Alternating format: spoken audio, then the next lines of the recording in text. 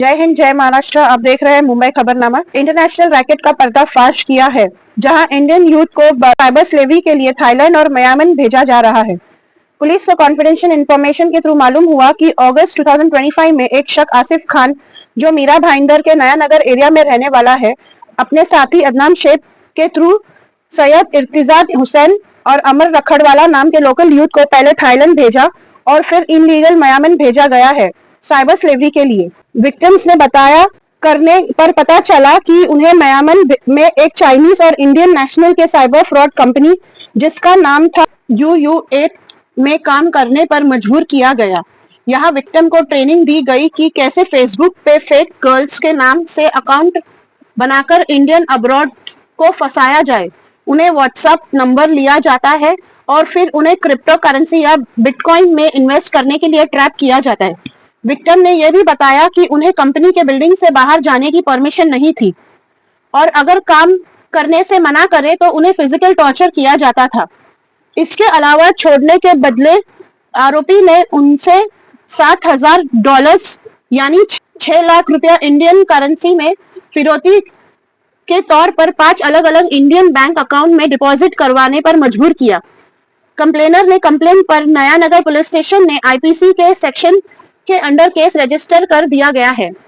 Crime register number 314 और 2025 के तहत, जिसमें टोटल 8 आरोपी को गिरफ्तार किया गया है। इन्वेस्टिगेशन सबसे पहले अरेस्ट हुआ है आसिफ खान, जो नया नगर से पकड़ा गया, और एक आरोपी रोहित कुमार, जो आंध्र प्रदेश का रहने वाला है, उसे सूरत से अरेस्ट किया गया है। ये वही आरोपी है जिसने फिरौती का पैसा एक्सेप्ट किया था। अभी भी फ्यूचर इन्वेस्टिगेशन चल रही है और फिरौती का पैसा कहाँ भेजा गया है, ये पता करने की कोशिश में पुलिस लगी है। ये operation police commissioner Nikit Kaushik, additional commissioner police Dattatreya Shinde और DCP क्राइम संदीप डोलफोए के डायरेक्शन में कंडक्ट किया गया था। क्राइम ब्रांच के लिखे ऑफिसर और स्टाफ, जिसमें मंदान, सुशील कुमार शिंदे, सचिन सपने और उनकी पूरी टीम ने केस को ट्रैक किया। साइबर स्लेवरी एक नया और डेंजरस ट्रैप है जिसमें यूथ को जॉब या अब्रॉड वर्क का सपना दिखाकर फंसाया जाता है। आप सही या एक्सेप्ट करना किसी भी ऐसे लोगों को ऑफर में फंसाने से पहले जरूरी है कि इसे वेरीफाई करें। सेफ्टी और अवेयरनेस की आपकी असली प्रोटेक्शन है।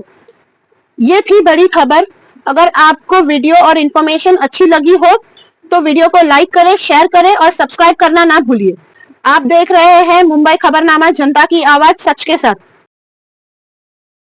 1 अक्टूबर से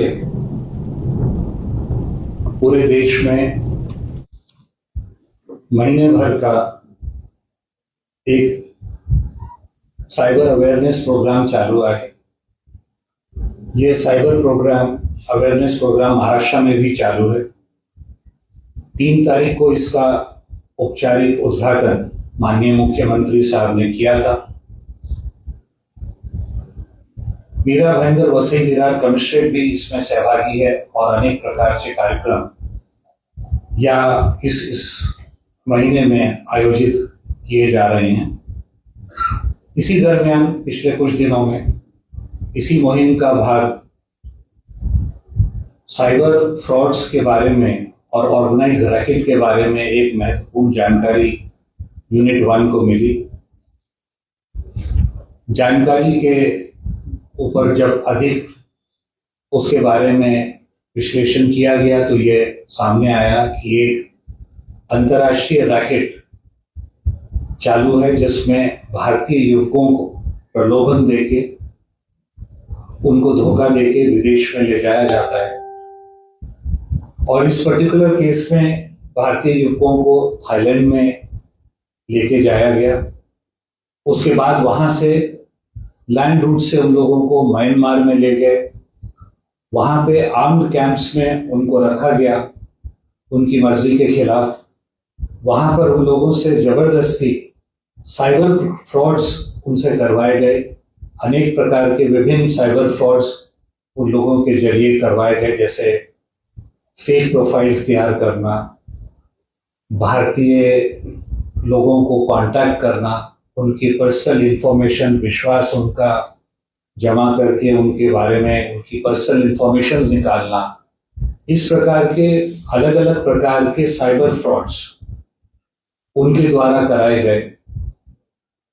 ऐसा समझ में आ रहा है कि वहां पे भारतीय मूल के और बाकी विदेशी बहुत सारे युवक, उनको एक सुनियोजित तरीके से वहां पे जबरदस्ती रखा जाता है। जो लोग मनाही करते हैं उन लोगों को अनेक प्रकार की यातनाएं दी जाती हैं, टॉर्चर किया जाता है। भारत से कुछ युवक जिन्होंने ये काम करने से मना किया, उनको कई दिन बिना खाने के रखना, पिटाई करना, इस प्रकार की अनेक यातनाएं उन लोगों को दी गई। उनके पासपोर्ट और बाकी डॉक्यूमेंट्स रख लिए जाते हैं और आर्म गार्ड्स के अंदर उनको रखा जाता है, जैसे वहां भागने की भी उनके पास कोई अवसर ना रहे। इस प्रकार का एक सुनियोजित अंतर्राष्ट्रीय रैकेट वहां पे चालू है।